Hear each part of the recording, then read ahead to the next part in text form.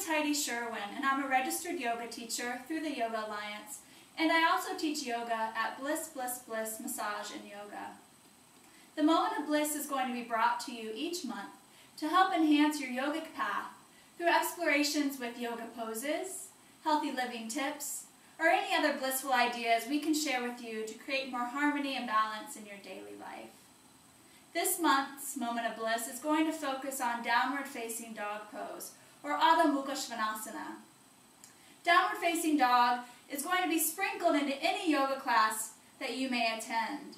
It's an excellent pose to practice daily. This pose is going to help strengthen your upper body, lengthen and extend your spine, stretch and release the muscles of the back body of the legs, all the way down to the soles of the feet. And since the head will be lower than the heart, it's going to help quiet the mind, reduce stress, and circulate fresh blood to the brain. We're going to look at our downward facing dog today in a couple components. We're going to look at the alignment, finding that optimal position for the upper body. We're going to look at the spinal extension, lengthening the spine from the crown of the head to the tailbone. And then we're going to look at downward facing dog and the lower body, stretching, lengthening the legs. So we're going to start today in all fours. So please come to table position. Okay, so now we're on all fours, table pose. When you come into your table, make sure that your hands are shoulder width apart, fingers spread nice and wide, and your wrist creases are parallel to the top of the mat. You can even rotate so your index fingers are perpendicular to the top as well.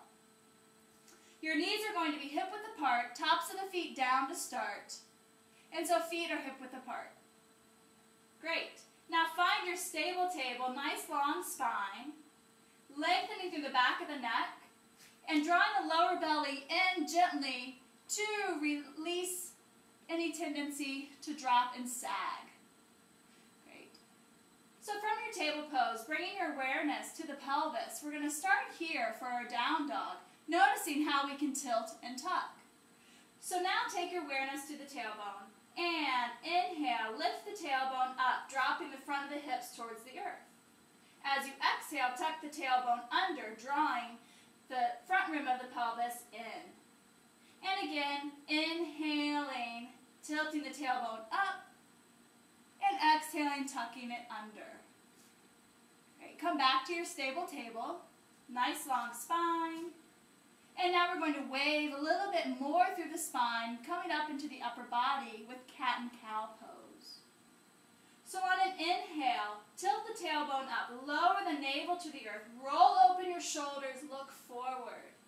Exhale, tuck the tailbone under, lift the belly button to the spine, and look back at your legs. Inhale, tilting the tailbone up, cow pose, waving open. Exhaling, rounding, lift the back of your heart, up, up, up. And one more time, inhaling into your cow. Open the shoulders. And exhaling into your cat. And now coming back onto all fours, table pose. So now we'll prepare for our first downward facing dog.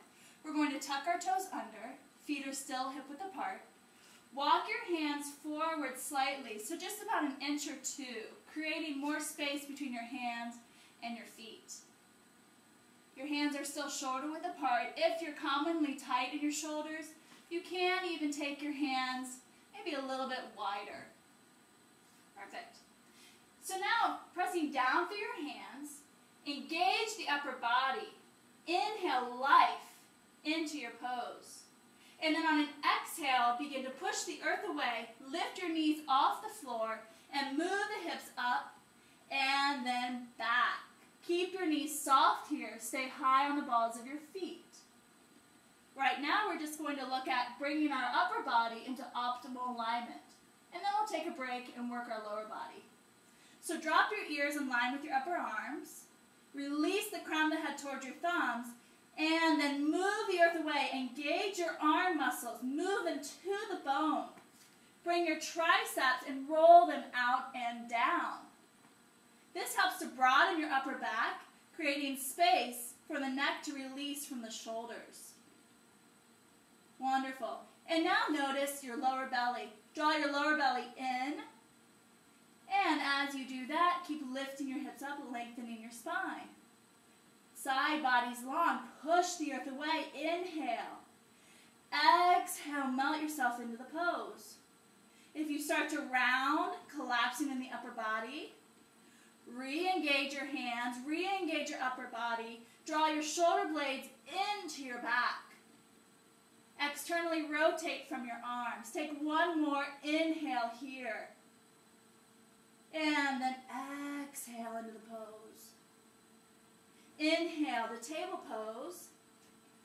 And then sink your hips into your heels, coming into child's pose. Rest your forehead to the floor. You may wish to wiggle your fingers, twirl through your wrists, releasing any tension you may have created. Downward facing dog is an excellent strengthener for your hands as well. Great. Stay in child's pose for about 2 more breaths, and then come back to table pose for another downward facing dog. Okay, so now we're back in table pose once again. Always checking your foundation first, looking at your hands, making sure they're shoulder width apart, wrist crease parallel to the top of the mat, index fingers perpendicular. Knees are hip width apart, and we're going to tuck the toes under. Now that we've explored our upper body optimal alignment and that strengthening that we can get in the upper body, we're going to work on lengthening and extending the backs of the legs. For many, that's the challenge in downward facing dog because we're extremely tight in the hamstrings, the calf muscles, the Achilles tendons, and our lower back is tight, so we feel that tugging and pulling. So start from your table pose, tucking the toes under. Take an inhale, energize your table, hug the arm muscles to the bones. Exhale, lift the hips up, keep the knees bent, and then push the earth away, lengthening your spine. Notice how we're lifting our sitting bones up, shine them up. It's okay to show off your butt in down dog. Drop your head, ears in line with your upper arms.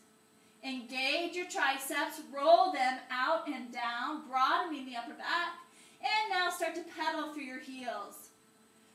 So we're on a yoga stairmaster here, waking up our calves, waking up the Achilles tendons. Nice. And then come back to neutral, knees bent.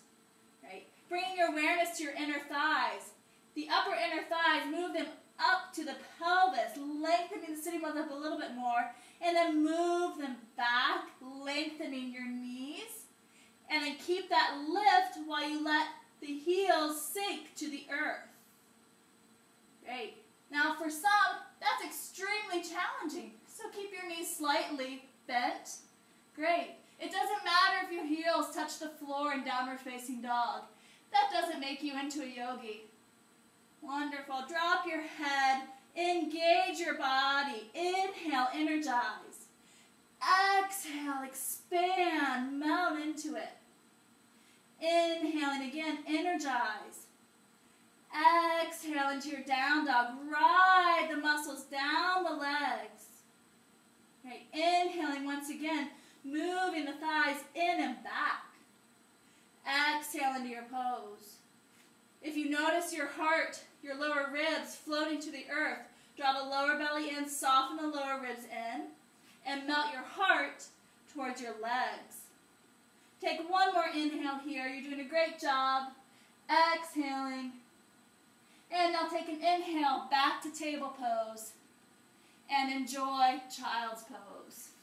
Resting your forehead to the earth, releasing your arms at your side, melt your shoulders, wiggle your fingers, twirl through your hands,